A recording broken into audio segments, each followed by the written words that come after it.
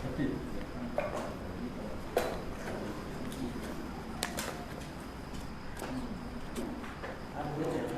lagi nih. Ambil aqua gelas satu. Ambil aqua gelas satu.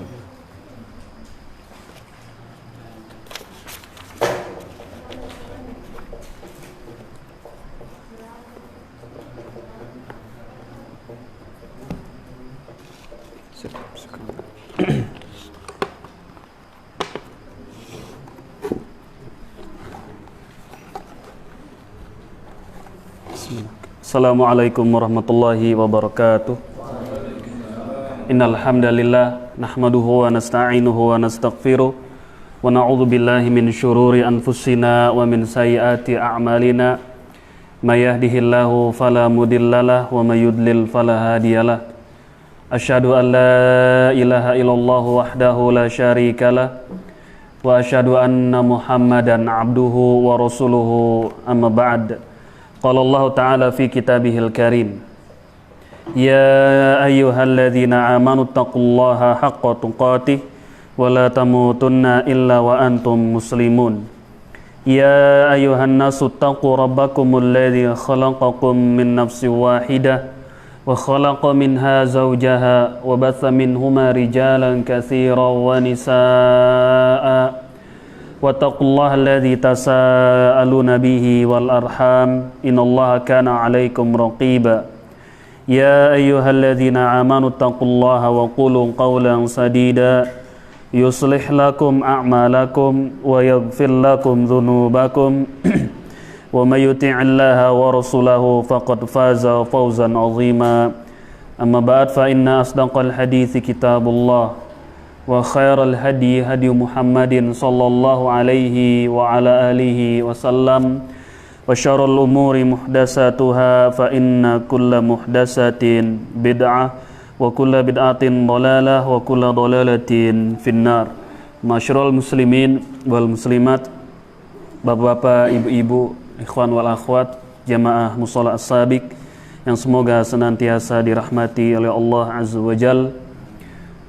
Pada malam hari ini insyaallah ta'ala sebagaimana biasanya kita melanjutkan pembahasan kita atau kajian kita pada hadis-hadis Nabi yang mulia sallallahu alaihi wa ala alihi wasallam yang dikumpulkan dan disusun oleh Al-Imam An-Nawawi dalam kitab beliau yang sangat terkenal dikenal dengan Al-Arba'un An-Nawawiyah. Kitab ini menghimpun beberapa hadis-hadis Nabi yang mulia sallallahu alaihi wa ala alihi wasallam. Ini ada 42. Kita pada pertemuan yang lalu, yakni pekan yang lalu, baru saja menyelesaikan pembacaan hadis yang ke berapa? Yang ke 12, yaitu hadis dari Abu Hurairah radhiyallahu taala anhu. Nama asli beliau adalah Abdurrahman ibnu Sakhr atau ibnu Sakhrin. Itu hadis tentang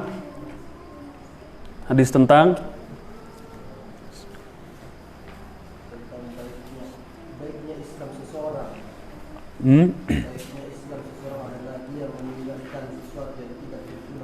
Ya, sabda Nabi yang mulia sallallahu alaihi wasallam, min husni islamil mar'i tarkuhu ma la ya'nihi.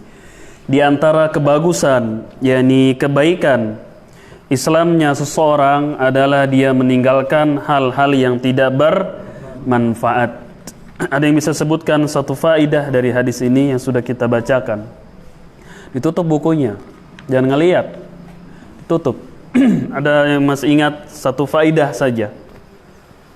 Kita sebutkan di sana ada 4. Sebutkan satu faidah dari hadis kita yang ke-12, yaitu hadis Abu Hurairah radhiyallahu taala anhu. Parfah, apa coba faidahnya? Apa aja serah? Dari yang pembahasan yang lalu. Termasuk kebagusan keislaman seseorang, dia meninggalkan apa yang tidak bermanfaat baginya. Apa faidah dari hadis ini? Satu orang satu ya. Yang nggak bisa push up di luar.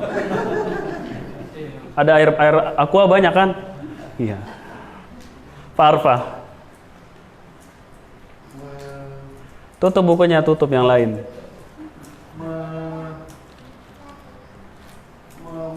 Menjadikan dirinya meninggalkan hal-hal yang tidak berguna bagi dirinya untuk kebagusan agamanya baik di dunia maupun di akhirat. Iya, dia akan meninggalkan hal-hal yang tidak bermanfaat baik dalam urusan dunia juga urusan akhirat. Ya, masuk. Pak Wahyu.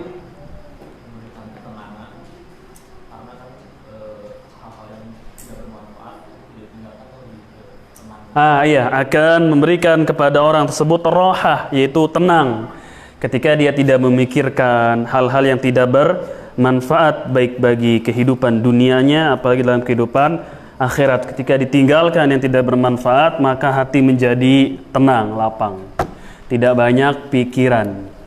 Ya, Ulil, Pak Oman itu uzur, itu nggak hadir. Kalau kita tanya dia itu membebankan hal yang tidak dia sanggupi. Ulil, hadir kan Ulil? Apa faidahnya antum fahami?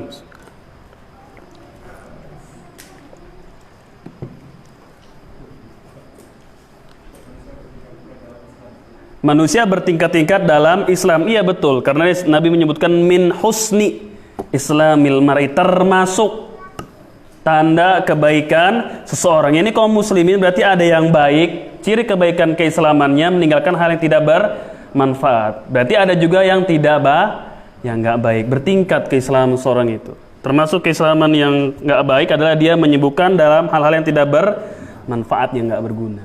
Antum, Abu Aisyah.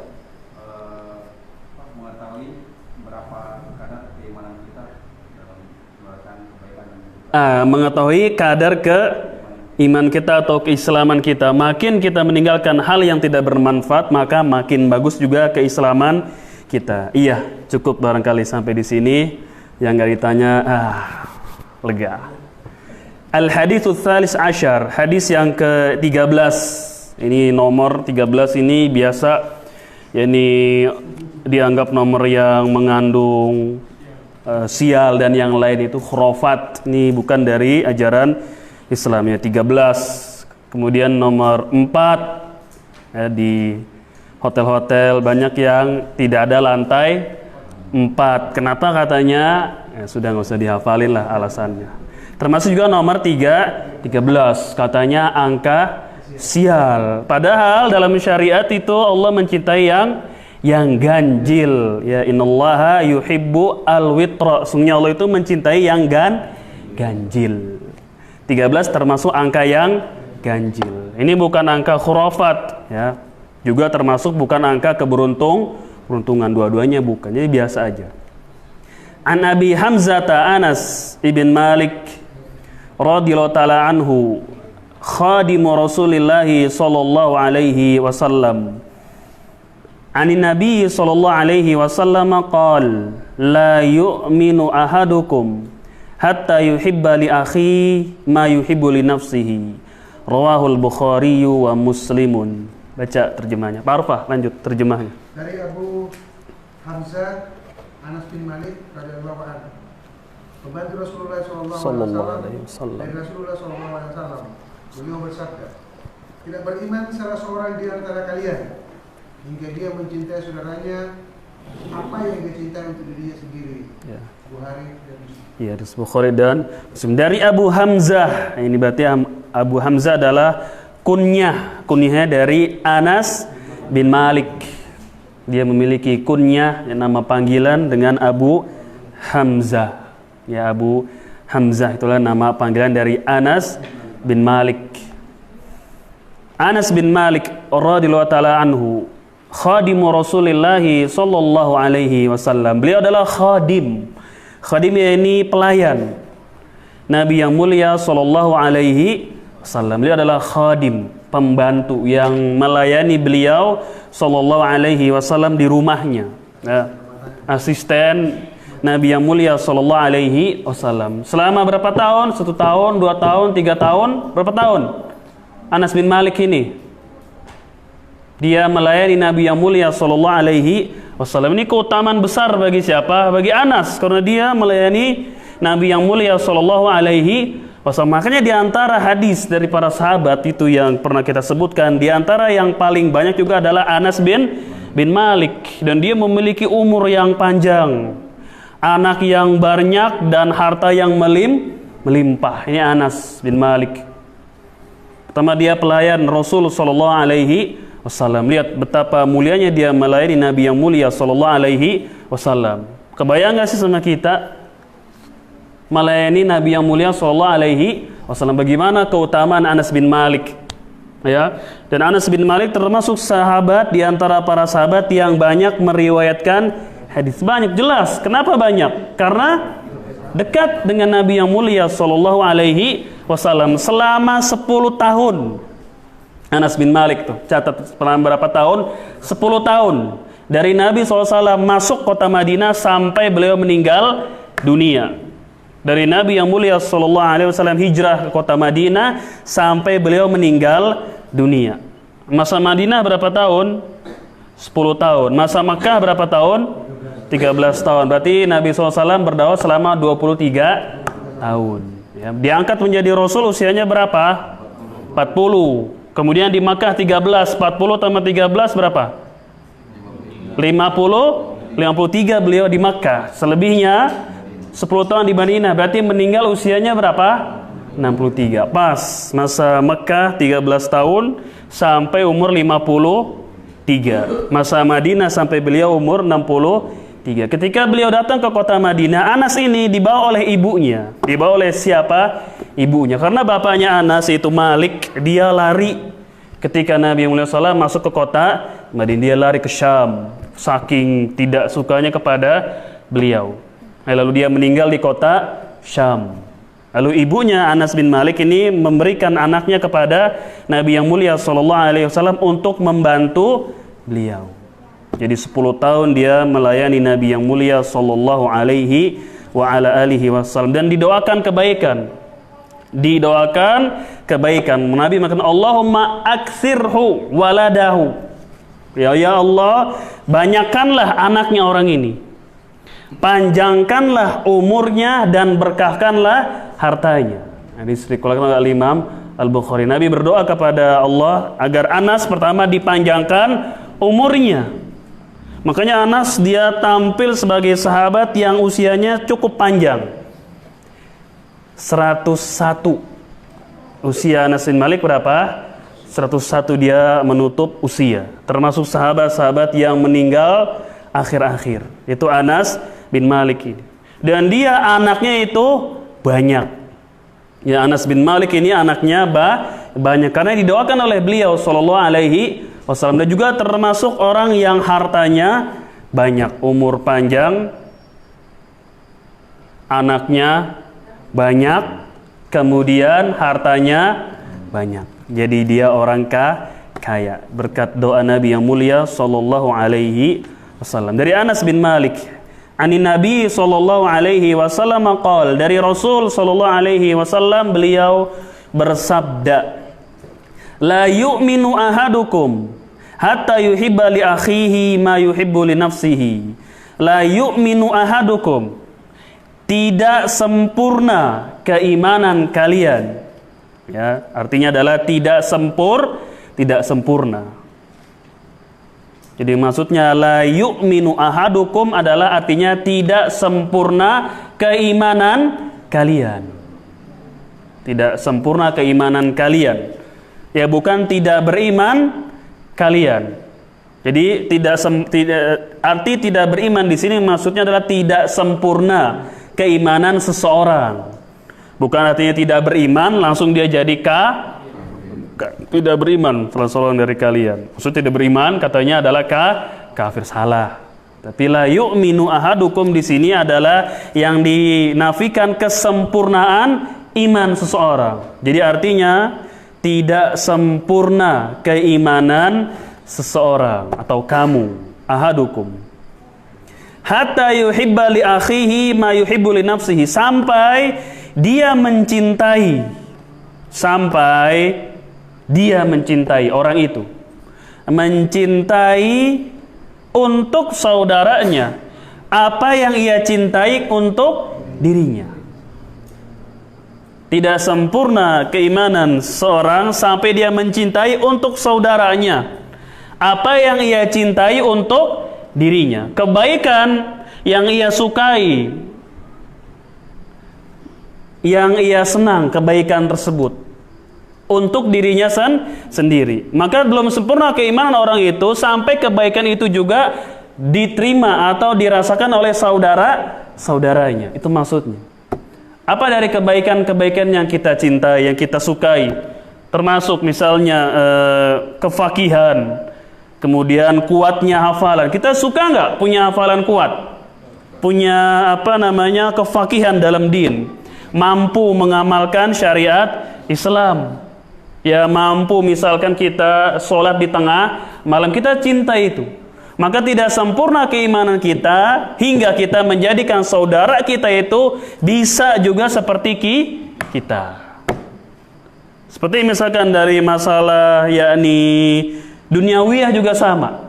Dalam masalah duniawiyah, kita suka kalau kita mendapatkan nikmat berupa anak, berupa istri, berupa yakni harta dunia. Kita suka nggak itu? Suka, senang. Maka tidak sempurna keimanan kita hingga kita suka itu juga ada pada siapa? Pada saudara kita. Termasuk kelaziman dari hadis ini, kita nggak suka, kita tidak menyukai kalau saudara kita itu ditimpa hal yang buruk. Sebagaimana kita nggak mau ditimpa hal yang buruk. Itu kelaziman dari hadis ini. Ini mencintai untuk saudara kita sebagaimana kita mencintai untuk diri kita sendiri. Baik dalam masalah dunia apalagi dalam masalah akhirat. Baik dalam masalah dunia apalagi dalam masalah akhirat. Sama, kita juga tidak senang kalau kita tertimpa keburukan. Kita nggak mau juga keburukan itu menimpa siapa? Menimpa saudara kita yang muslim. Ya, makanya beliau di sini mengatakan la yu'minu ahadukum hatta yuhibba li akhihi ma yuhibbu li nafsihi. Tidak sempurna keimanan seseorang sampai dia mencintai untuk saudaranya. Saudara di sini saudara satu nasab atau umum? Umum. Yaitu kaum muslimin. Saudara seiman. Innamal mu'minuna ikhwatun. Sesungguhnya kata Allah orang beriman itu bersaudara. Maksud saudara di sini adalah saudara seiman, seislam. Bukan saudara nasab. Bukan maksud saudara di sini adalah saudara nasab. Ya, tidak sempurna iman kalian sampai kalian mencintai untuk saudara. Jadi saudara di sini bukan saudara nasab. Enggak kita, ya kalau keluarga saya ya silakan saya bela, tapi kalau yang lain enggak kita bela. Karena Nabi di sini beliau mengatakan untuk saudaranya gitu. Yang dia pahami saudara adalah saudara nasab, padahal bukan. Li akhihi di sini adalah umum seluruh kaum muslimin. Kita mencintai untuk mereka sesuatu juga yang kita cintai. Kita membenci mereka tertimpa sesuatu yang kita juga enggak mau kena sesuatu tersebut. Kalau ini tersebar di kalangan kaum muslimin akan timbul apa? Rasa kasih sayang. Apalagi? Kerukunan, ya enggak? Ya, ini ukhuwah yang sangat erat sekali karena satu sama lain ingin saudara itu bahagia sebagaimana dia bahagia. Satu sama lain tidak menginginkan saudaranya itu kesusahan, kesulitan sebagaimana dia tidak ingin dirinya susah dan sulit. Ini makna hadis yang sangat besar. Oleh karena itu Al-Imam An-Nawawi dimasukkan dalam kitabnya Arba'in An-Nawawiyah itu full, dia tematik. Semuanya masuk sini. Akidah ada di sini. Tauhid ada. Apalagi? Adab, akhlak ada. Fikih ada. Semua masuk. Luas, beliau mengumpulkan dalam Arba'in ini luas. Itu hadis-hadis yang mencakup semuanya dikumpulkan. Karena di antara para ulama ada juga yang menulis kitab-kitab Arba'in hanya khusus dalam bab tertentu. Arba'in fil jihad, 40 hadis dalam masalah jihad misalkan, 40 hadis dalam masalah adab, 40 hadis di dalam merawat anak umum yang lain banyak. Tapi Al-Imam An-Nawawi, imam kita ini, beliau mengumpulkan semuanya. Makanya dari 1 sampai 12 kemarin, itu tematiknya isinya. Tematik semuanya terkumpul, kita gali dari hadis itu. Kita ambil penjelasan para ulama, disampaikan. Luas kan? Luas. Akidah ada, kemudian fikih juga ada, adab akhlak ada, tentang akhirat ada nggak? Ada, keimanan ada, ihsan Islam juga ada semuanya. Tentang sunnah dan bid'ah ada nggak? Ada. Sekilas kita baru melewati hadis yang nomor 5. Itu tentang sunnah dan bid'ah juga dimasukkan dalam kitab ini oleh hadis itu oleh Al-Imam An-Nawawi. La yu'minu ahadukum, tidak sempurna keimanan seseorang sampai ia mencintai untuk saudaranya apa yang ia sukai untuk dirinya. Contoh misalkan di sebuah sekolah, di kampus atau yang lainnya, ujian. Kita tahu kalau yang tidak lulus ujian bisa tidak naik, atau kalau salah dalam menulis jawaban nilainya bisa jelek. Kita nggak mau saudara kita nilainya jelek, lalu kita kasih dia contekan, dibantu, kirimin. Kita nggak mau dia itu tidak naik kelas karena cinta buat dia. Nah, kita nggak mau dia nilainya jelek. Lalu dia berdalil, la yu'minu ahadukum hatta yuhibba li akhi ma yuhibbu li nafsi. Saya ingin saudara saya ini juga lulus seperti saya. Dia pinter misalkan, dia sudah nguasain. Saya mau saudara saya ini pinter, lulus ujian, nilainya juga bagus seperti saya. Sebagaimana saya suka kalau saya naik kelas dan nilai saya bagus. Boleh nggak? Boleh nggak? Bisa nggak? Boleh nggak? Yang jawab boleh, acungin tangannya. Yang jawab nggak boleh. Ini nggak ada yang boleh nggak ngangkat, yang nggak boleh nggak ngangkat. Antum ini tidur apa bagaimana? Yang nggak boleh siapa yang nggak boleh? Boleh. Yang boleh? Boleh nggak jawabannya? Nggak boleh. Justru itu adalah mencelakakan saudaranya karena itu adalah kecurangan, gish. Kata Nabi, man ghasyana falaisa minna. Siapa yang curang, membohongi di antara kami, berbuat curang, bukan dari golongan kami. Mencontek itu perbuatan curang bukan?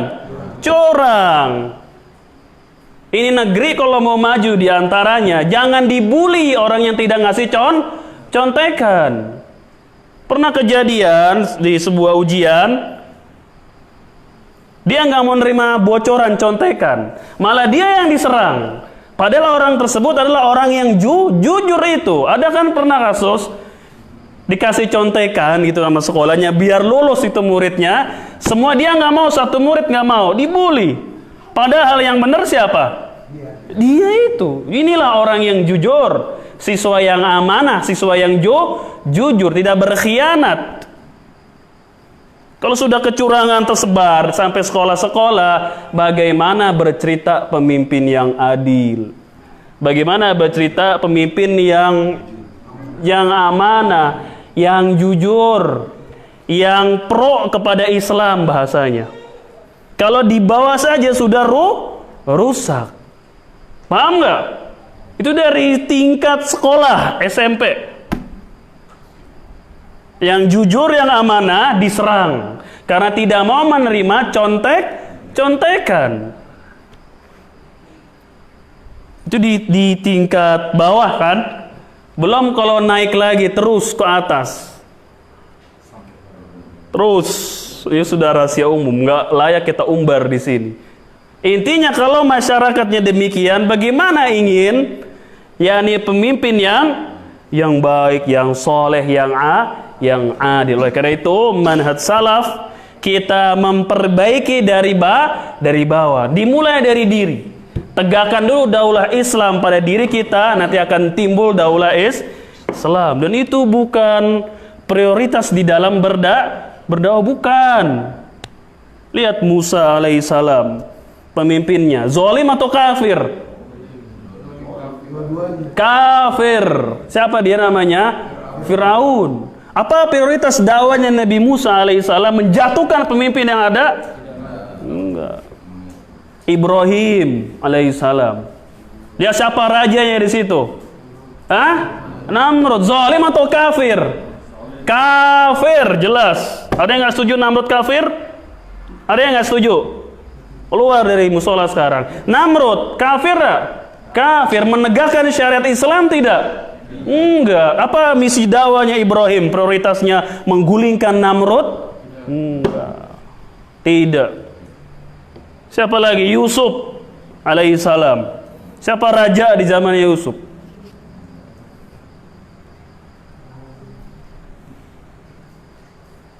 Itu buat PR. Prioritas dakwahnya Nabi Yusuf menggulingkan penguasa yang ada atau tidak? Tidak. Nabi yang mulia sallallahu alaihi wasallam Sayyidu Walidi Adam hidup di lingkungan jahiliyah. Tokoh-tokoh kekufuran banyak nggak yang berkuasa di situ? Banyak. Pernah nggak Nabi SAW ingin duduk menjadi kepala kaum, menjadi orang yang apa ya? Kalau bahasa sekarangnya, yang punya kekuasaan. Pernah nggak beliau begitu? Gak pernah. Beliau makan pernah ditawari kekuasaan loh. Beliau SAW pernah ditawarkan kekuasaan. Diterima nggak? Nggak diterima. Kalau pikiran orang sekarang, wah ambil dulu tuh enak. Nanti dari atas, ya gaya-gaya orang-orang sekarang. Nanti dari atas bisa kita rubah.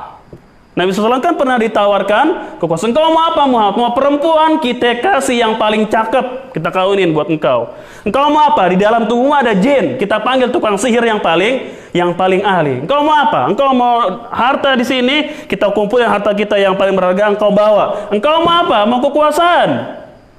Kita angkat engkau sebagai kepala kaum. Diterima oleh Nabi SAW? Enggak. Karena bukan prioritas dakwah adalah merubah sistem yang ada. Bukan prioritas dakwah adalah merubah sistem yang ada. Tapi dakwah apa tujuannya? Menegakkan kalimat Allah. Apa itu? Mengajak manusia beribadah kepada siapa? Kepada Rabbnya. Enggak ada menggulingkan sesuatu. Nah kalau dari bawah saja seperti sudah tidak amanah, apalagi di atasnya. Kita kembali, boleh nggak tadi ngasih contekan karena hadis ini dia cinta, boleh nggak? Nggak boleh. Justru itu kata Syekh Utsaimin memudorotkan saudaranya itu karena menjatuhkan kepada perbuatan curang, bukan menolong, justru akan membinasakan saudara yang tersebut karena terjatuh kepada perbuatan curang. Jadi nggak boleh ya seperti itu. Ngasih contekan, ngasih bocoran di dalam ujian. Rawahul Bukhari wa Muslimun. Hadis ini dikeluarkan oleh Al-Imam Al-Bukhari dalam sahihnya dan juga Al-Imam Muslim dalam sahihnya. Taib, kita baca di sini syarah dari Syekh Abdul Muhsin Al-Abbad hafizahullahu taala. Beliau mengatakan di sini fi hadzal hadithi nafyu kamalil imanil wajibi anil muslimi hatta yuhibba li akhihi al muslimi ma yuhibbu li nafsihi wa dzalika fi umurid dunya wal akhirati wa yadkhulu fi dzalika an yu'amila an-nasa bimithli ma yuhibbu an yu'amiluhu bihi. Faqad jaa fi sahihi Muslimin an Abdullah bin Amr bin al-As radhiyallahu ta'ala anhuma fi haditsin tawilin faman ahabba an yuzahziha anin nar wa yudkhilul jannata falta'ti maniyatuhu wa huwa mu'minun billahi wal yaumil akhir wal ya'ti ilan nasi alladhi yuhibbu an yu'ta ilaihi wa qala Allah azza wa jalla wailul lil mutaffifin alladhina idza talu 'alan nasi yastawfun wa idza kaluhum aw wazanuhum yukhsirun. Baik, baca Pak Arfah terjemahnya. Hadis ini menafikan kesempurnaan iman yang bersifat wajib dari seorang muslim hingga dia mencintai untuk saudaranya apa yang dicintai untuk diri sendiri, yaitu dalam hal duniawi dan ukhrawi. Iya, cukup dulu. Ya, dalam hadis ini kata beliau dan sebagaimana para ulama yang lain, nafyu kamalil iman al-wajib anil muslim. Ya, dinafikan tentang kesempurnaan iman yang wajib. Jadi yang dinafikan di sini adalah kesempurnaan iman. Oleh karena itu tadi kita artikan tidak sempurna iman kalian atau salah seorang dari kalian. Jadi yang dinafikan dalam hadis ini adalah kesempurnaan iman. Yang dinafikan di sini adalah kesempurnaan iman. Ya, bukan imannya yang pokok, bukan aslul iman, bukan pokok keimanan yang dinafikan. Kalau pokok keimanan yang dinafikan berarti dia kafir. Kalau pokok iman, aslul iman yang dinafikan kafir, tidak beriman. Kalau diartikan tidak beriman adalah mengangkat pokok keimanan yang ada pada seorang muslim, berarti dia telah kafir. Tapi yang dinafikan di sini adalah kesempurnaan iman. Sama seperti sabda Nabi, la sholata liman hadratit ta'am. Tidak ada solat, kata Nabi SAW, ketika dihidangkan makanan. Tidak ada solat, kata Nabi SAW, ketika dihidangkan makanan. Yang dinafikan kesahan solat atau kesempurnaan solat? Kesempurnaan solat. Tidak sempurna solat itu ketika dihidangkan makanan. Yani orang yang sedang lapar, iqamah, dia sedang lapar. Nabi yang mulia SAW bersabda, la sholata, tidak ada solat orang yang sudah dihadirkan makanan. Maksud tidak ada solat di sini bukan solatnya nggak sah, tapi adalah tidak sempurna solat orang yang sudah dihidangkan makanan. Kenapa? Akan mengganggu solat, terbayang-bayang. Tuna woku ya? Ya Allah. Terbayang ketika dia lapar. Oleh karena itu disyarah oleh para ulama, maksud hadis ini tidak sempurna sholat orang yang sudah dihidangkan makanan, yaitu bagi yang sedang lapar teramat sangat. Maka boleh baginya di rumah dia makan terlebih dahulu baru sholat. Lain kalau perutnya sudah 45% atau 60 baterainya itu tidak memudorotkan dia ketika ini nggak dimakan, maka dia langsung berangkat ke sholat ke masjid. Disyarah dijelaskan di situ kalau yang betul-betul lapar. Betul-betul lapar ini dia, sangat lapar sekali, dihidangkan makanan. Ya, tapi lu jangan kucing-kucingan. Bilang istri, ntar kalau udah komat nih, saya lagi lapar-lapar, hidangin makanan. Jangan ya, jangan nanti setiap bilang nanti, Bu, kalau sudah mau komat Jo, kasih itu makanan. Biar saya nggak bisa nggak berangkat ke masjid dulu, yaitu makan dulu, jangan. Jadi syarat di situ adalah orang yang betul-betul lapar teramat sangat, pas dihidangkan makanan nih, maka baginya makan dulu, baru nanti dia berangkat ke masjid untuk sholat. Kenapa? Kalau dia berangkat dalam keadaan lapar, la sholat, Nabi mengatakan tidak sempurna sholatnya, karena akan terpikir, terbayang-bayang, hawanya buru-buru terus, inginnya secepat selesai dari sholat. Oleh karena itu masjid-masjid ini masukan bagi yang mendengar, ketika bulan Ramadan kasihlah jarak sedikit antara azan dengan iqamah, biar orang-orang yang di rumah itu sedikit mengganjal perutnya. Yang enggak setengah jam 15 menit, enggak begitu juga kita dikasih qomat nanti setengah jam, enggak. Tapi kasihlah waktu yang kira-kira tuh orang bisa makan, bisa minum, kemudian bisa makan, kemudian sedikit lah. Jangan azan langsung qomat gitu. Azan terqomat nanti baru makan. Ya, kasihlah waktu sedikit. Kasih keluasan kaum muslimin yang laki-laki yang ingin berangkat ke masjid, dia buka puasa kan di rumah. Sebagian ada yang di masjid disediakan, sebagian ada yang di rumah. Kalau yang di masjid enak dia makan langsung sholat. Tapi kan ada yang di rumah, kaum muslimin ada yang di rumah, dia ingin buka dengan keluarganya, dia ingin mengajarkan anaknya bagaimana sifat sholat Nabi, puasa Nabi yang mulia sallallahu alaihi wasallam. Kasih waktu, kesian ya bang ya, lapar kan, Lapar. Ya lagi baru mau makan sudah komat, masjidnya jauh. Akhirnya ini mudorot lagi. Dia bisa meninggalkan sholat berjamaah. Kasihan. Berjamaah itu kan lebih banyak, sholat itu kan berjamaah lebih banyak, lebih bagus. Ya, sama juga di qomat-qomat yang umum, hendaknya kasih jarak, kasih waktu lah. Ya, kasih waktu sedikit agar orang-orang berkumpul. Nanti imam baru yang akan qomat. Imam lah, patokan qomat itu siapa? Imam. Kasih jarak sedikit, ya 7 menit, 5 menit, atau kalau subuh agak lama sedikit. Ya, apalagi kalau banyak pengantin baru kan, subuh itu kasih lama sedikit qomatnya. Mau mandi, mau apa ya kan? Jangan subuh itu orang masih banyak yang mau ke belakang, ke kamar mandi. Kasihlah waktu sedikit. Barang 1 menit, 2 menit ya kan? 10 menit ya. Sekarang kan suka ada apa itu namanya? Apa yang jamnya seperti timer itu. Nah, itu bagus juga untuk membantu. Ya, adapun patokannya 10 itu dikembalikan kepada urf, yakni kebiasaan masing-masing masjid. Ya, enggak jadi dalil 10.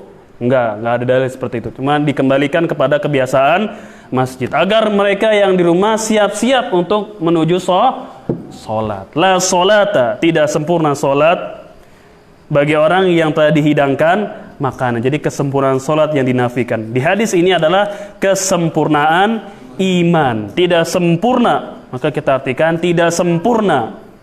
Bukan tidak beriman. Kalau tidak beriman, artinya adalah kafir. Tapi di sini kita artikan adalah tidak sempurna.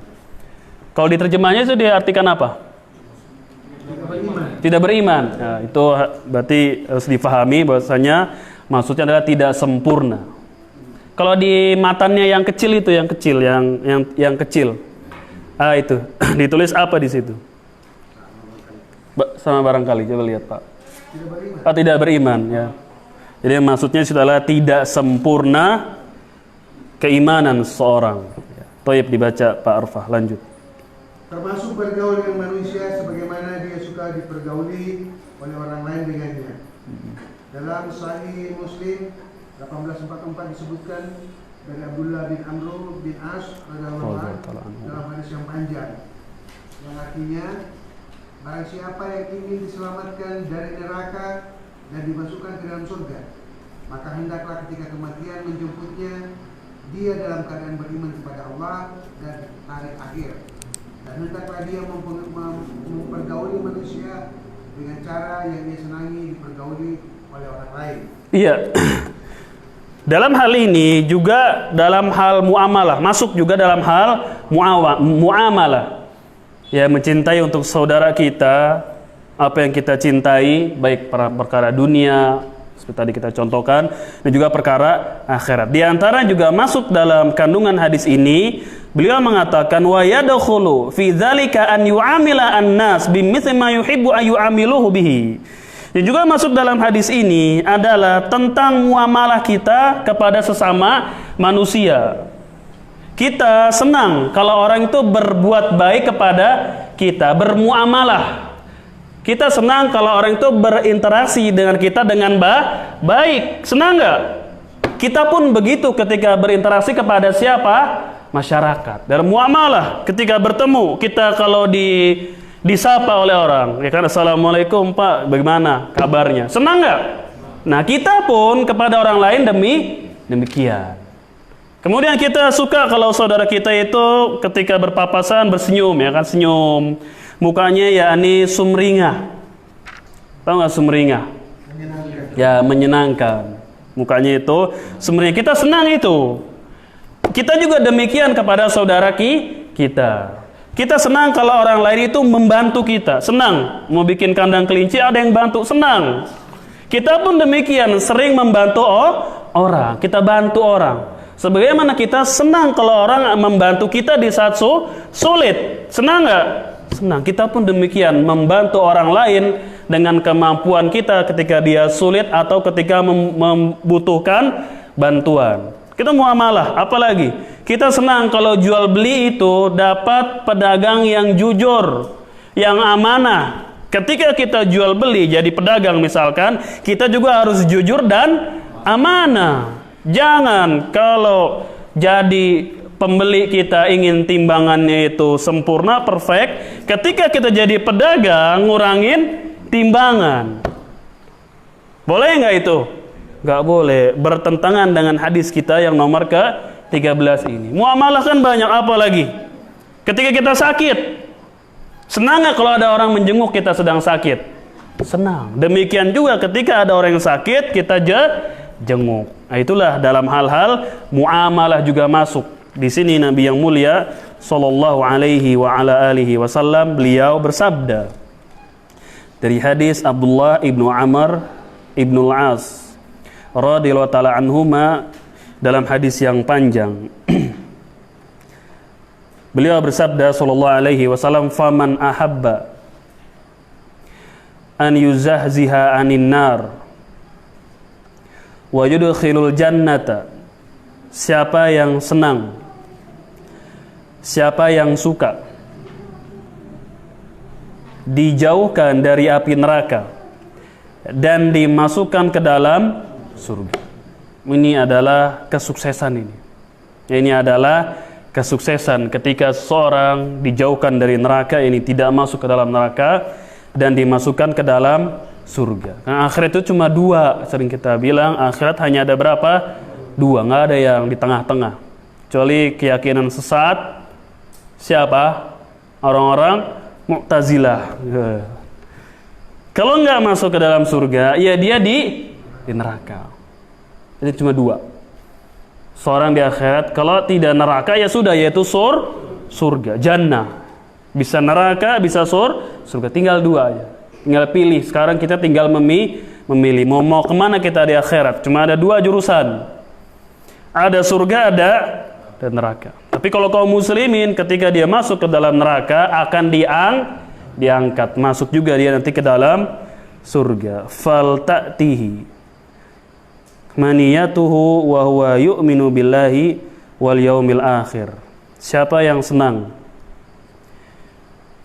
dijauhkan dari neraka dan dimasukkan ke dalam surga, maka janganlah ketika kematian itu datang kecuali keadaannya dia beriman kepada Allah dan hari akhir. Ya, kalau kita senang dijauhkan dari surga, dimasukkan ke dalam neraka, maka hendaklah ketika kematian itu datang kita beriman kepada Allah dan hari akhir. Falyati ilan nasi alladhi yuhibbu ayyuta ilahi. Dan hendaklah mendatangi manusia, bermuamalah dengan manusia sebagaimana yang ia suka dimuamalahkan dengan orang lain. Hendaklah bergaul, berinteraksi kepada manusia sebagaimana ia juga senang manusia itu berbuat baik, bermuamalah baik dengan orang tersebut, dengan kita itu. Dari hadis ini yang dijadikan dalil yang mananya? Syahid yang menjadi dalil dari hadis ini bagian yang mana?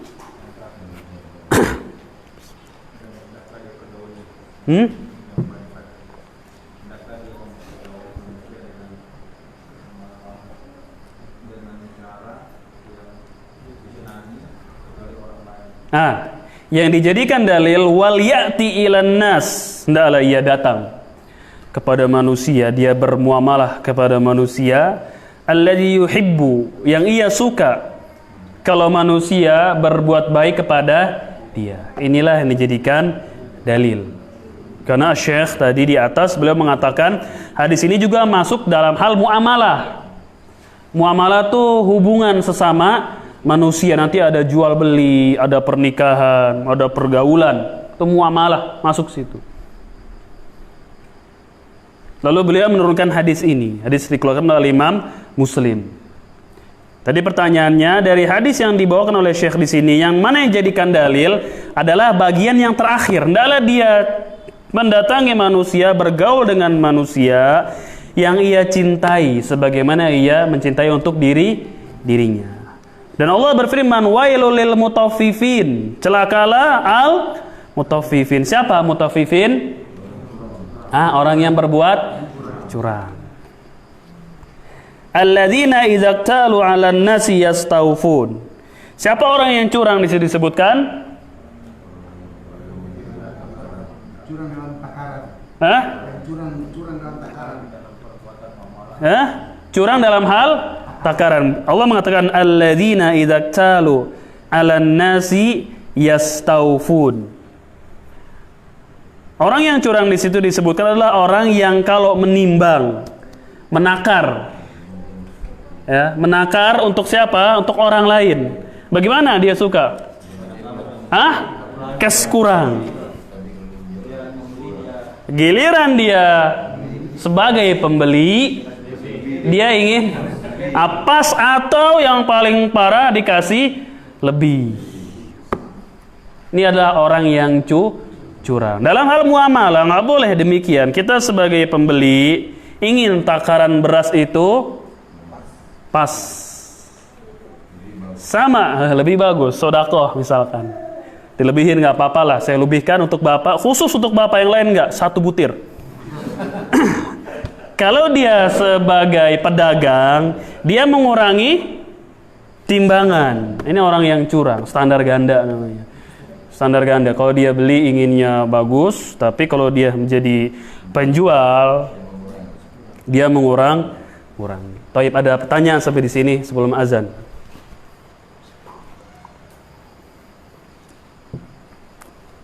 Jadi kita lanjut sebentar lagi. Ya, Cal. Waalaikumsalam warahmatullahi wabarakatuh.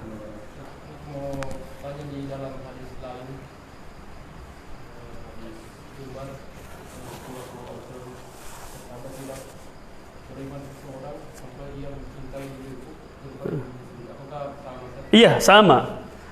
Iya, betul. Tidak sempurna keimanan seorang sampai ia mencintai aku.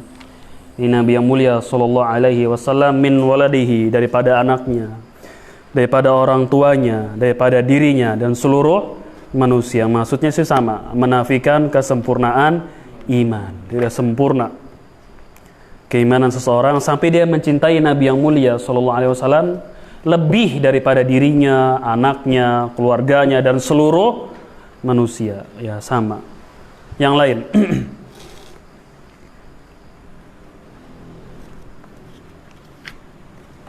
Ya, Pak Jihad. Satu lagi.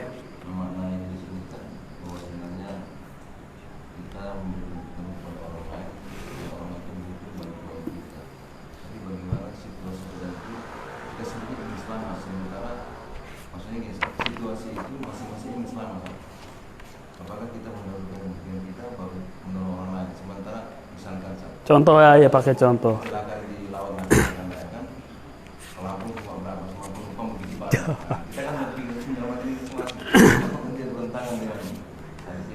Iya. Wallahu a'lam. Nanti kalau sudah terjadi lah kita bahas. Kita cari nanti jawaban. Wallahu a'lam. Nanti saya naik perahu insya Allah hari Kamis kita lihat. Enggak, wallahu alam, mudah-mudahan enggak lah. Ya wallahu alam. Kalau seperti itu wallahu alam, saya enggak tahu. Itu masalah nyawa lagi kan. Qala al-Hafidz Ibnu Rajab fi Jami'ul Ulum wal Hikam. Wa hadisu Anasin yadulu ala annal mu'mina. Enak ya kalau kita jawab, nanti kita tunggu kalau sudah terjadi. Itu kan faidah dari kaum salaf ketika itu.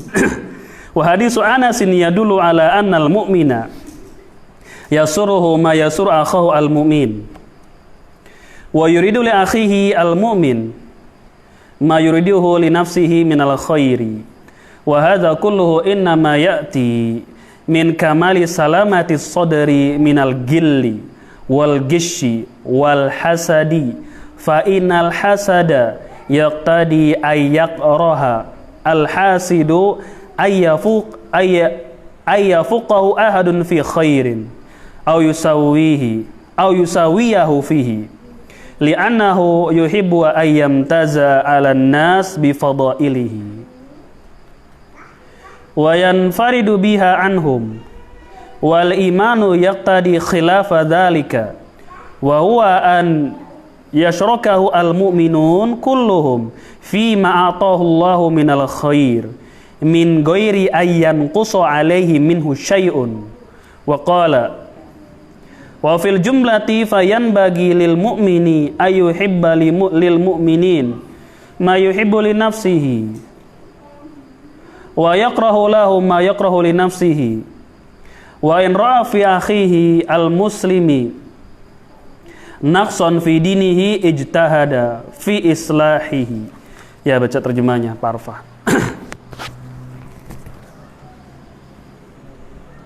Pak Arfa, silakan Pak. Ibnu Rajab. Ibnu Rajab berkata dalam Jami'ul Ulum wal Hikam, hadis Anas menunjukkan bahwa seorang mukmin merasa senang dengan apa yang membuat saudara seimannya senang. Dia mengharapkan bagi saudaranya seiman apa yang dia harapkan untuk diri sendiri berupa kebaikan. Ini semua sejatinya timbul dari kebersihan sempurna sebuah hati dari sifat menipu dan mendengki. Sesungguhnya kedengkian membuat seseorang tidak senang jika orang lain melebihinya dalam kebaikan atau bahkan menyamainya sekalipun, karena dia senang melebihi orang lain dengan segala keutamaan yang dia miliki dan ingin memilikinya sendiri. Sedangkan konsekuensi iman adalah kebalikan dari hal tersebut. Sesungguhnya iman membuat seseorang ingin seluruh kaum mukmin ikut merasakan kebaikan yang diberikan Allah kepadanya tanpa kurang sedikit pun. Terus Pak. Dia juga berkata, Siapa dia di sini? Ya, Hafidz Ibnu Rajab. Kesimpulannya, seorang mukmin hendaknya mencintai bagi kaum mukmin apa yang dia cintai untuk dirinya dan membenci bagi mereka apa yang dia benci bagi dirinya. Jika dia mendapati kekurangan pada agama saudaranya se-Islam, maka dia berusaha untuk memperbaikinya. Iya, baik. Terima kasih atas terjemah dari Pak Arfah tadi. Kita azan terlebih dahulu. Nanti kita lanjut setelah azan.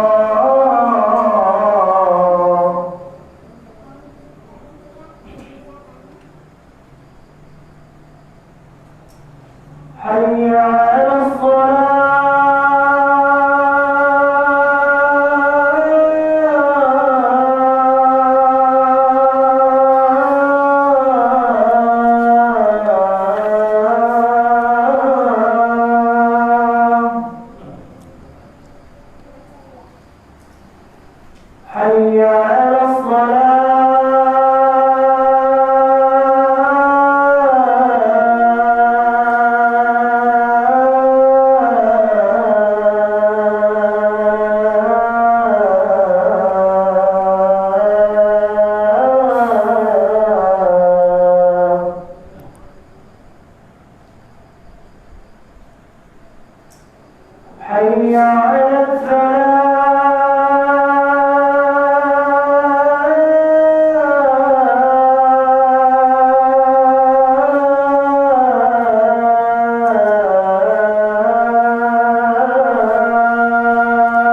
La haula wala quwwata illa billah. حي على الفلاح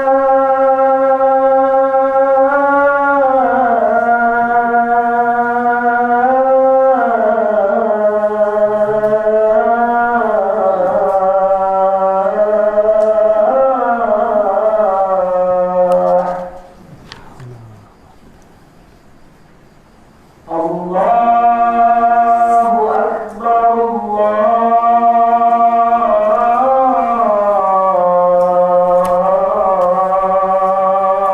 الله أكبر لا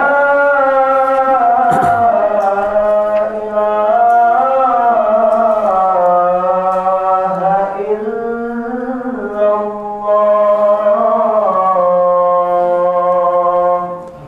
Wa ana asyhadu an la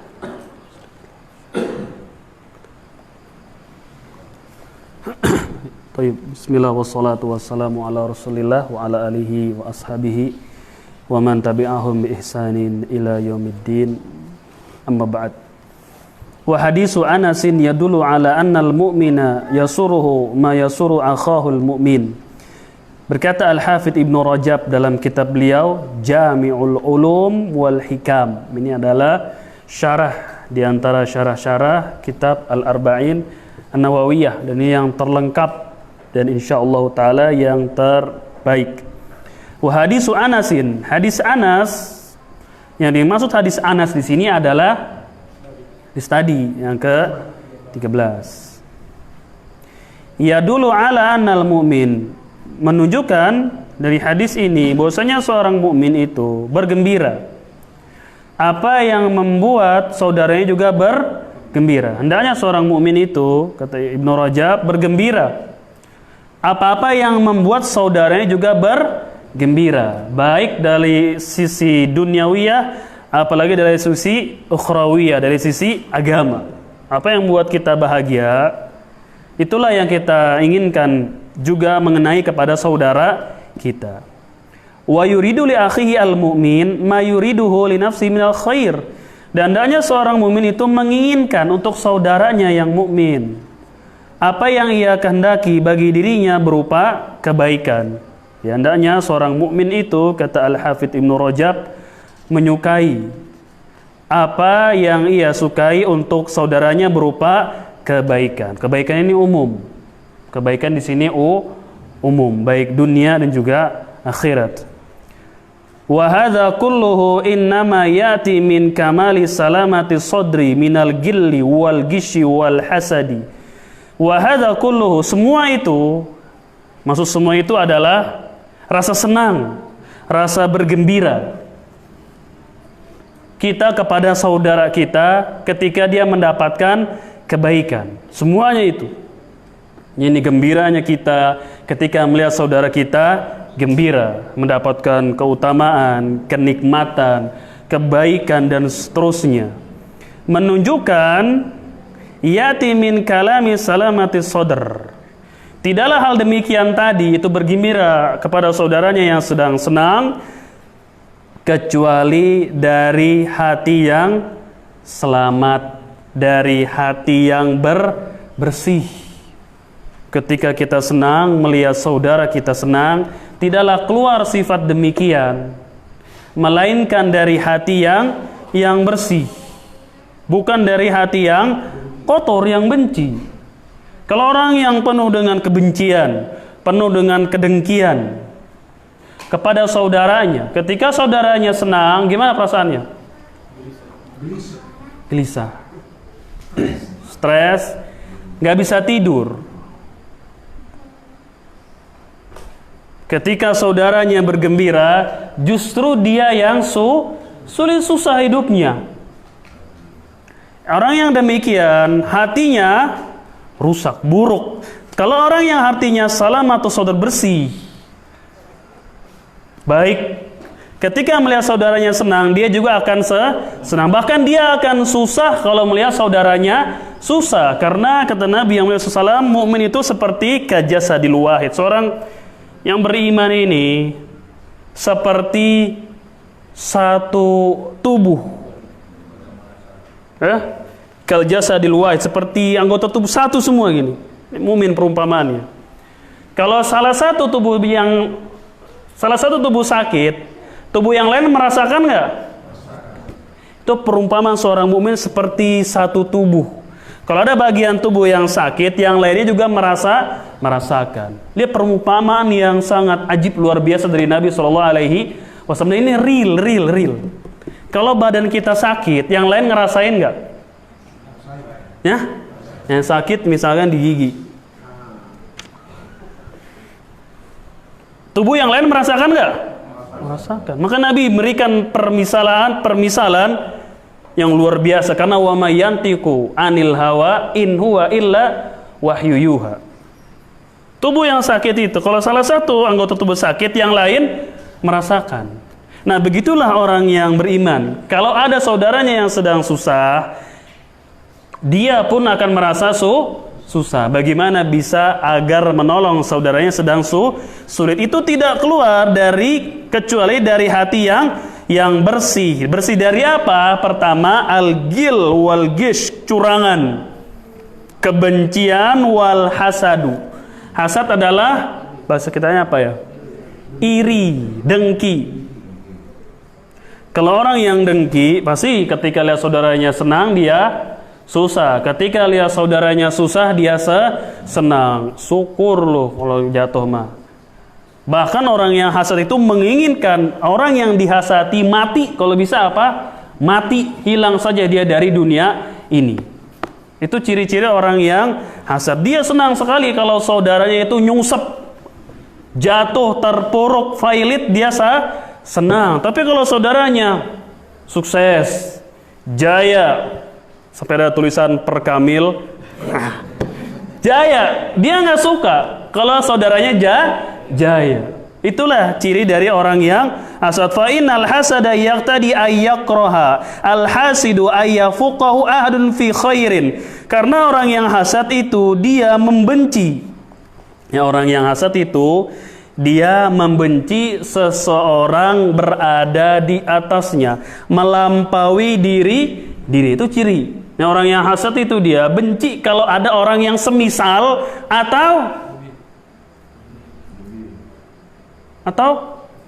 atau lebih dari dia. Orang yang hasad itu dia nggak suka kalau ada yang semisal dengan dia, sama.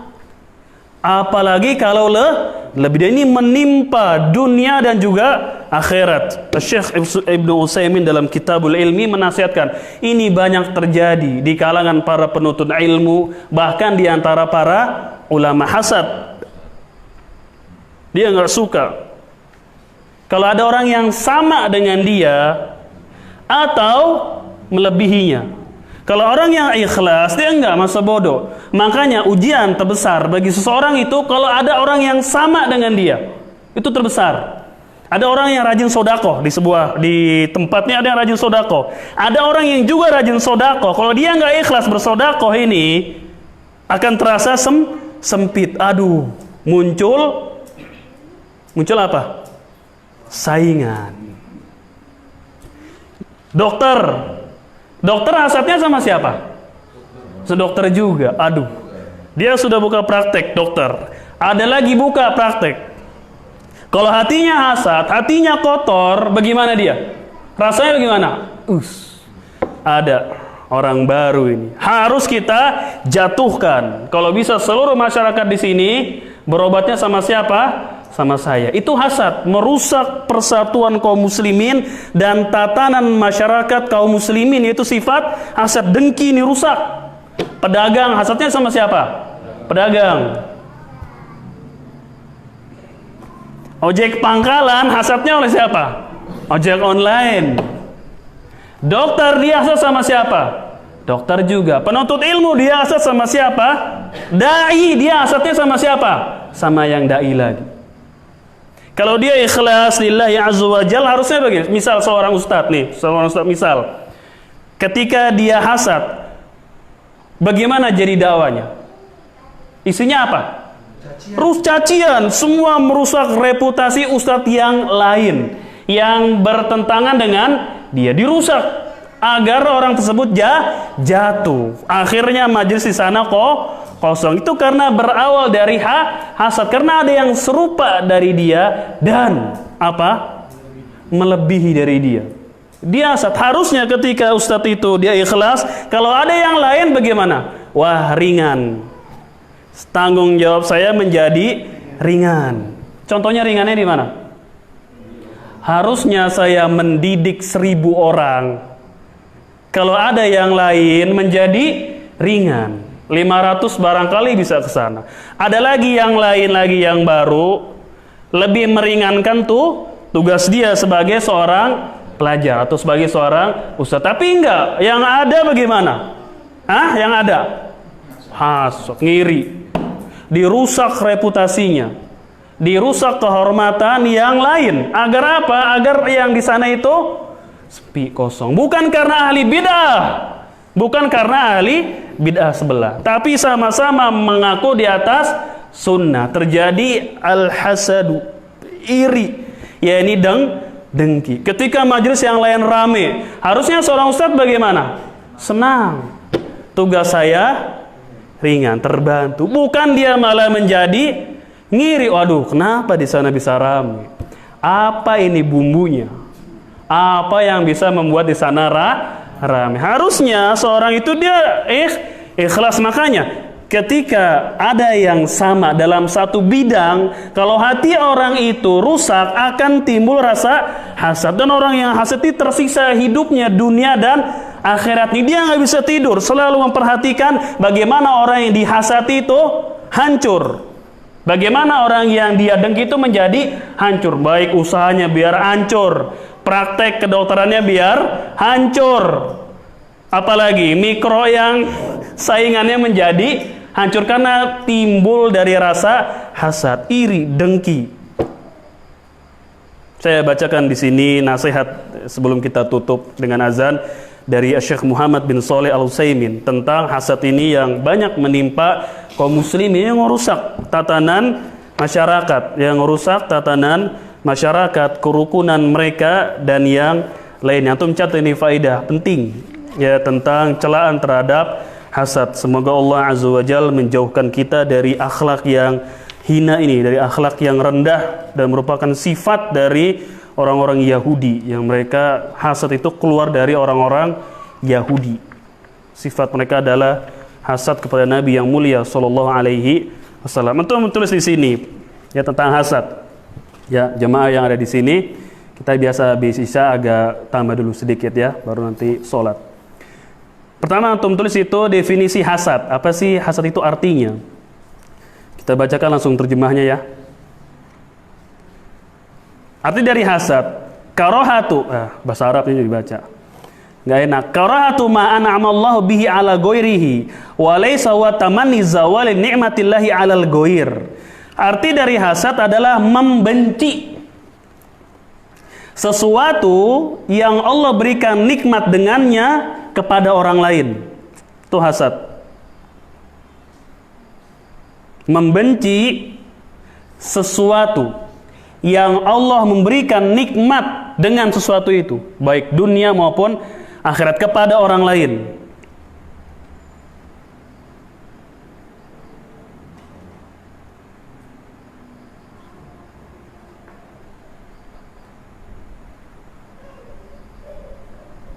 Baik nikmat tersebut hilang atau tidak.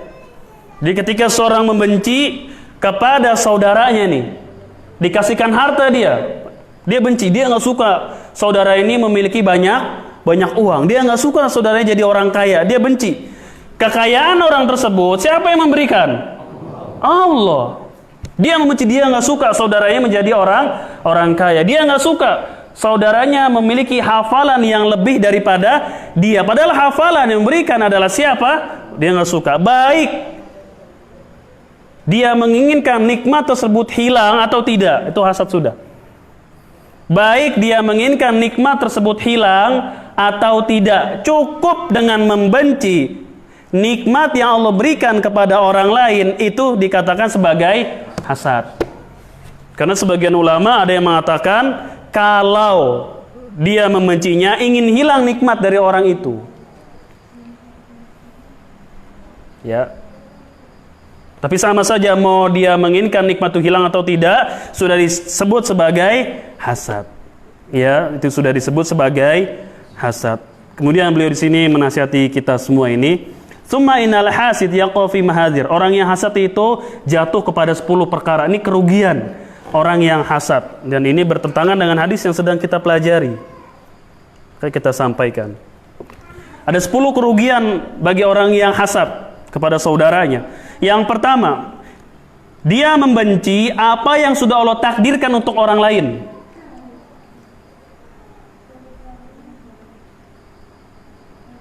Dia membenci apa yang Allah sudah takdirkan kepada siapa? Orang.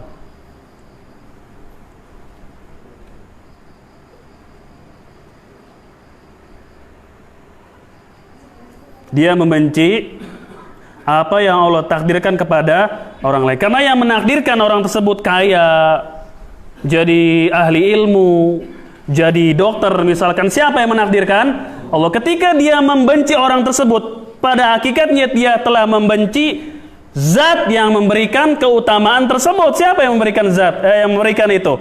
Allah. Dia telah membenci apa yang Allah takdirkan kepada orang lain. Yang kedua, anal hasada yaqulul hasanat kama taqulun narul hatab li'anal ghalib anal hasid ya'tadi 'alal mahsud bi dzikri ma yakrahu wa tanfirun nas anhu wal hattu min qadrihi wa ma asbah dzalik. Yang kedua, hasad itu akan memakan kebaikan sebagaimana api yang memakan kayu. Hasad itu dia akan memakan hasanat, akan memakan kebaikan. Sebagaimana api itu yang melalap kayu. Karena secara umum, orang yang hasad itu akan, secara umum, orang yang hasad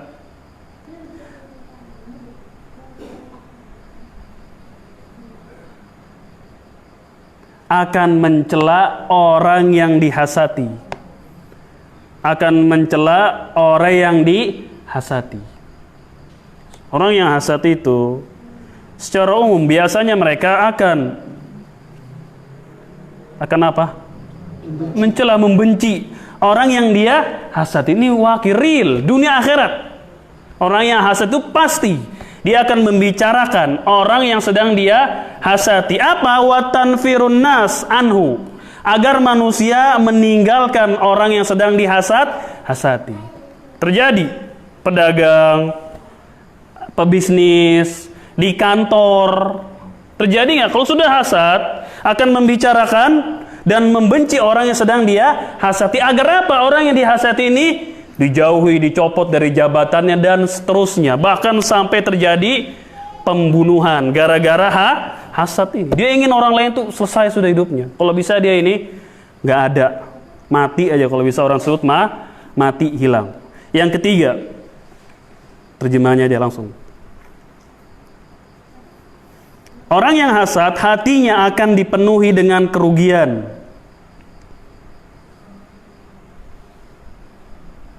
Dendam yang membara. Dendam yang membara. Antum menulis, sekelas Abu Hurairah antum.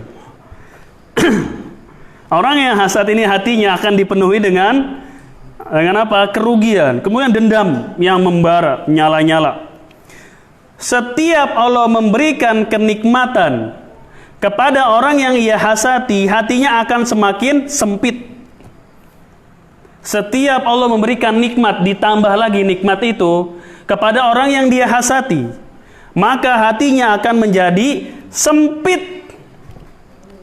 Hatinya akan menjadi sempit. Ketika saudaranya yang dia hasati makin senang, makin banyak kenikmatan, yang hasad hatinya jadi sempit. Dia sendiri yang nggak bisa tidur. Padahal yang dihasati lagi santai dengan keluarga dan istrinya. Yang hasad, bagaimana perasaannya? Stres, depresi. Gitu. Pak Arfa pernah dihasati mungkin? Ya lanjut. Wasara yuraqibu hadzal syakhsa kullama an'ama Allahu alaihi bi ni'matin hazina wa tamma wa daqat alaihi dunya. Dan orang yang hasad itu akan senantiasa memperhatikan, mengawasi orang yang dia hasati, dikontrol hidupnya, dilihat dapat apa lagi nih, ada kenikmatan apa lagi nih yang dia terima. Wah, ditambahin gajinya dia. Makin apa bagi orang yang hasad itu? Makin sempit. Wadaqat alaihi dunia. Dia terasa di dunia itu, terasa dijepit, sempit dunia ini. Ketika dia melihat orang yang dihasati itu bertambah kenikmatannya.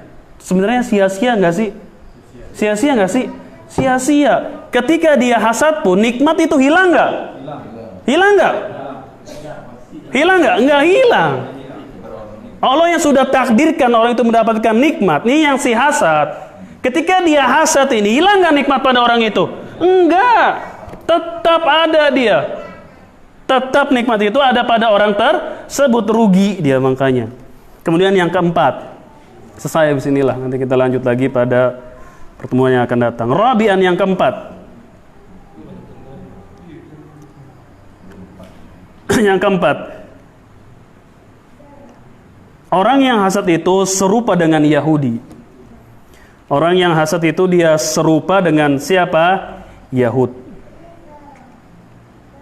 Kata Syekh Ibnu Utsaimin, beliau mengatakan orang yang hasad itu dia serupa dengan siapa? Yahud. Yahud memang hasadnya di mana? Yahud tidak menerima Nabi yang mulia sallallahu alaihi wasallam. Di antara yang mendorong mereka yang mendorong mereka tidak menerima Nabi yang mulia karena sifat hasad. Hasad dari mana? Dari jurusan apa itu hasadnya? Yahud? Dari keturunan. Dari nasab.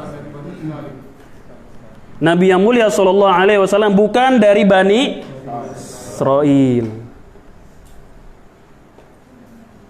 Tapi hanya dari seorang budak yang bernama siapa? Siapa budak ini? Istri Nabi Ibrahim. Siapa? Yang budak? Hajar. Dari seorang budak. Itu keturunan Nabi yang mulia sallallahu alaihi wasallam. Satu lagi istrinya siapa nama Ibrahim? Istrinya Saroh. Saroh ini. Yahud dari golongan siapa? Dari Bani Israil, yaitu siapa namanya? Yakub. Ibrahim punya istri Sarah. Sarah punya anak siapa namanya? Ishak. Ishak punya anak siapa namanya? Yakub. Yakub inilah Israil. Yahud dari situ kan, dari garis keturunannya Yakub alaihissalam Israil. Ini kok ada nabi akhir zaman yang kita banggain, keturunannya dari siapa? Hajar. Hasad, dia iri. Kenapa nabi akhir zaman yang kita tunggu-tunggu, kita banggakan dia? Di kalangan orang-orang musyrikin nanti akan ada nabi. Nanti akan ada nabi yang menolong kita, yang akan berpihak kepada siapa? Kita. Akhirnya ketika keluar nabi dari jalurnya siapa? Hajar. Akhirnya dia hasadan min indi anfusihim, kata Allah, karena rasa hasad yang ada pada diri siapa? Mereka. Walhasil mereka mengetahui nabi adalah hakun. Beliau adalah seorang nabi dan rasul.